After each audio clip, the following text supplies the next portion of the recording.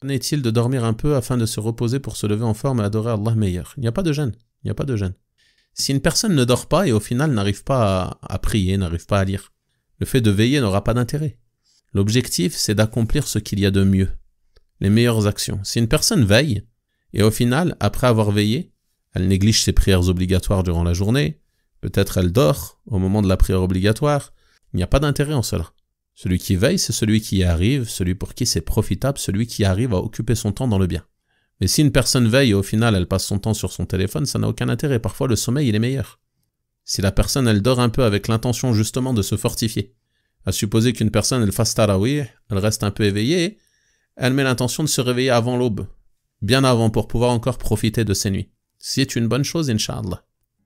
La personne qui n'arrive pas à tenir toute la nuit et qui s'endort a-t-elle la même récompense que celle qui veille toute la nuit? Y a-t-il des astuces pour ne pas s'endormir? Comme je l'ai dit tout à l'heure, rester réveillé, ce n'est pas ça la finalité. Il est légiféré de veiller ces nuits en adoration, mais la finalité c'est l'adoration, ce n'est pas la veillée, ce n'est pas de rester réveillé l'objectif. Faut bien comprendre la chose. Ce qui est visé, ce n'est pas d'être éveillé, mais ce qui est visé c'est l'adoration. Donc si une personne, elle arrive mieux à adorer Allah subhanahu wa ta'ala en dormant une partie de ses nuits, il n'y a pas de gêne en cela. Et même son sommeil, peut-être elle sera récompensée pour son sommeil si elle a une bonne intention.